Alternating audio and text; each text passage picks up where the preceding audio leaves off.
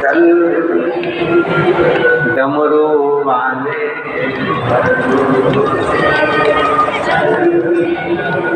सीहोर वाले के भरोसे,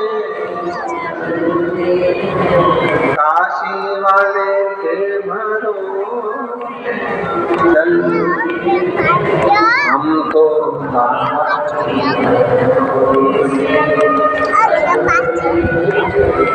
भोले बाबा के।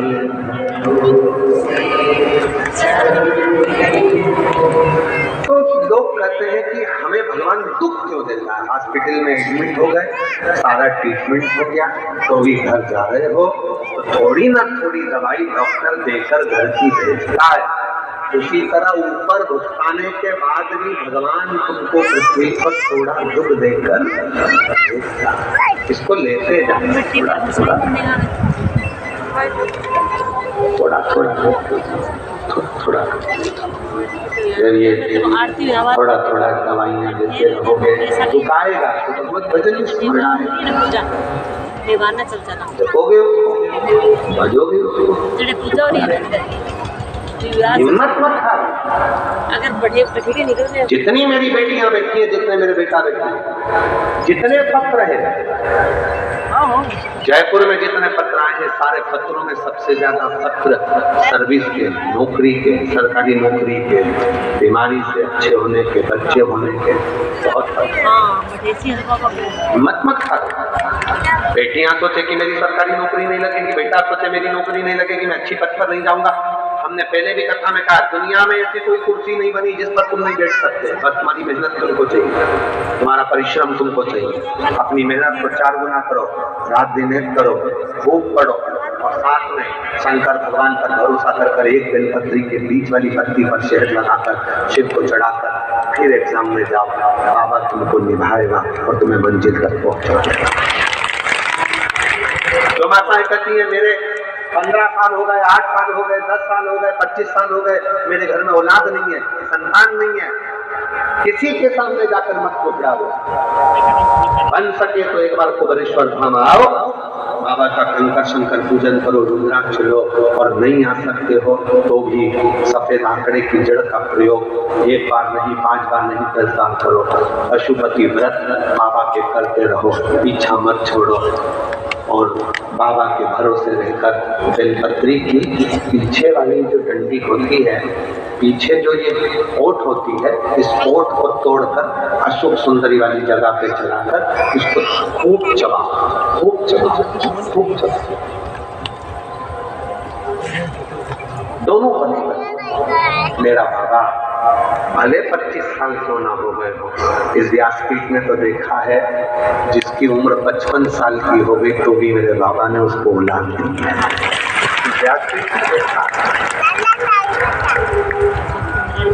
विश्वास मत तोड़ना, हिम्मत मत हारना, अपने भीतर के विश्वास को प्रबल रखना। ये मत सोचना कि मुझे औलाद नहीं हो सकती, मैं मानी बन सकता, नहीं, बाबा देगा।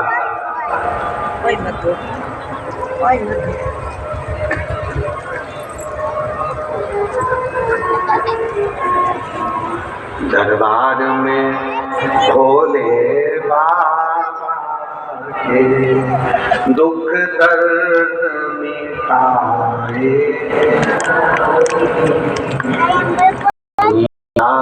के बताए लोग यहाँ सीने से लगा। यहाँ जो आया उसको बाबा ने अपने हृदय से लगाया।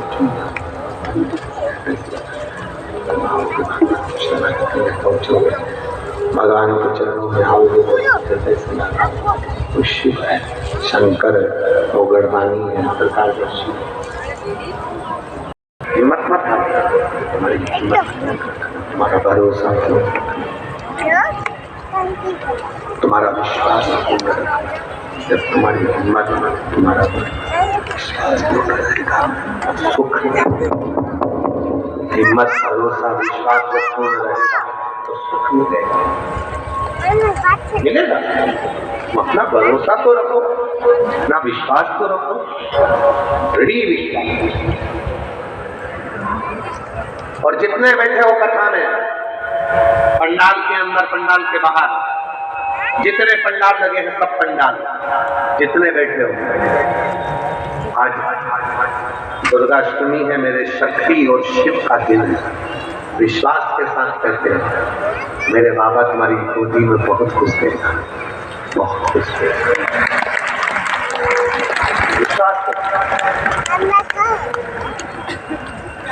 जब अगली बार आपका और हमारा मिलना होगा भीलवाड़ा में 8 अप्रैल से 14 अप्रैल में, तुम्हारे चेहरे की खुशी बताएगी कि तुम्हें मेरे बाबा ने क्या दिया है।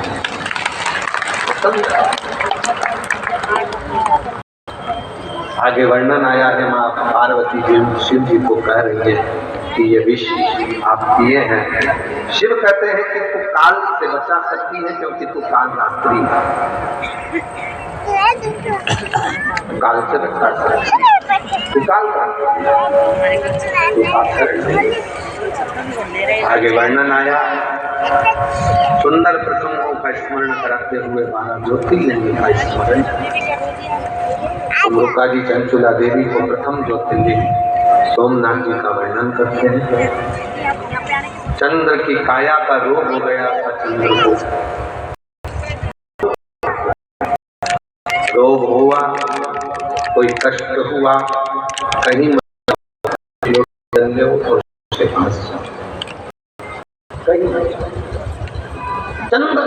सत्यूर होकर आ गए। सारी औषधि, चंद्र को तो औषधि का देवता मानते, उन्होंने खुद की औषधि खुद ने खाई तो भी लाभ। देव ऋषि नारद ने कहा कि शिव की शरणागति हो, शंकर के पास, शिव के पास विनय करा है।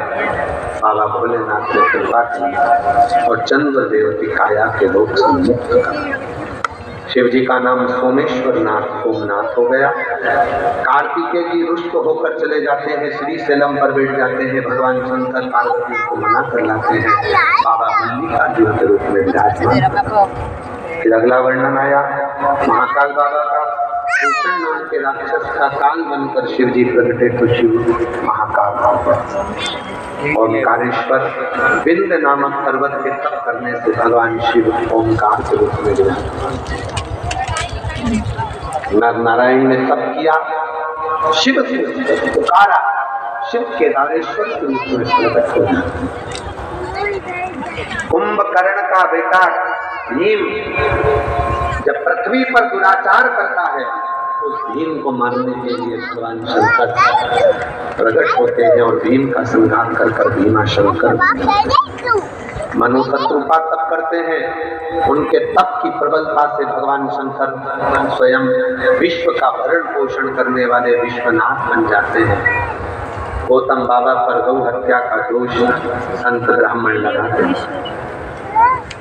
ये दुनिया संतों को नहीं छोड़ती है, ये दुनिया साधुओं को नहीं छोड़ती है, ये दुनिया आपको नहीं छोड़ती है। तो दुनिया, हम और संसार के कोई भी व्यक्ति हो उसको कैसे छोड़ती है? बड़ी विचित्र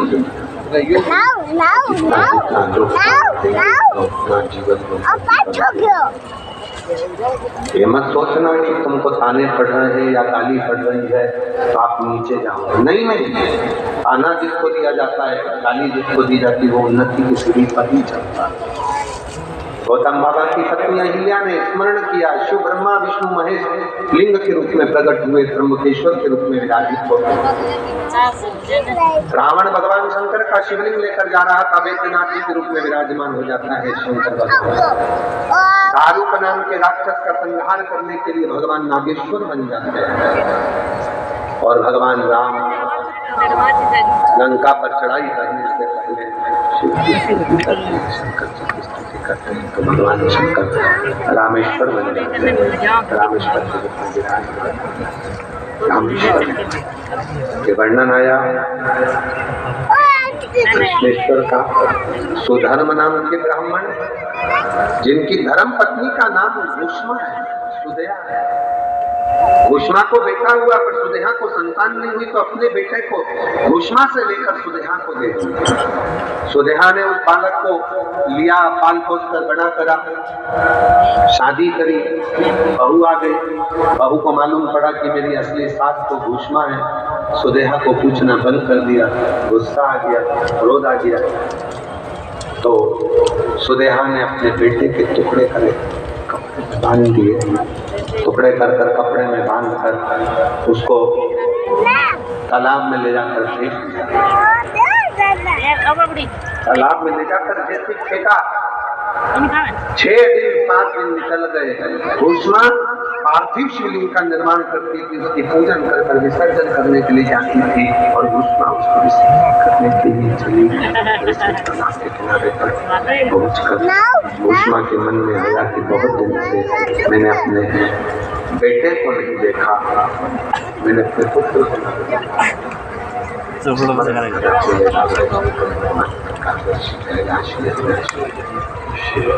हे शंकर, हे करुणा सागर, मेरे बेटे का मैंने दर्शन नहीं किया बहुत दिनों से, मेरा पुत्र मुझे दिखे। और उसी पानी में से तैरता हुआ घुष्मा का बेटा निकल कर बाहर आ गया। शिव जी का नाम कृष्णेश्वर महादेव।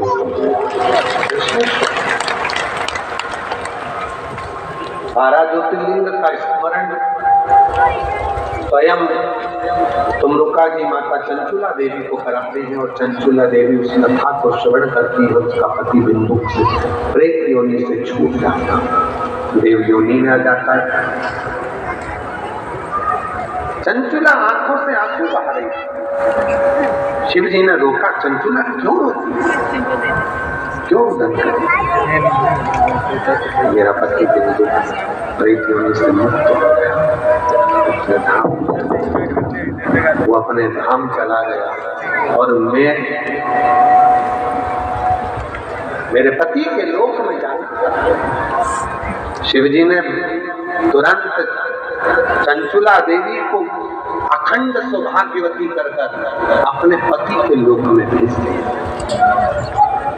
चंचुला अखंड सौभाग्यवती होकर पति लोक में चली। शिव जी कथा सुनते हैं।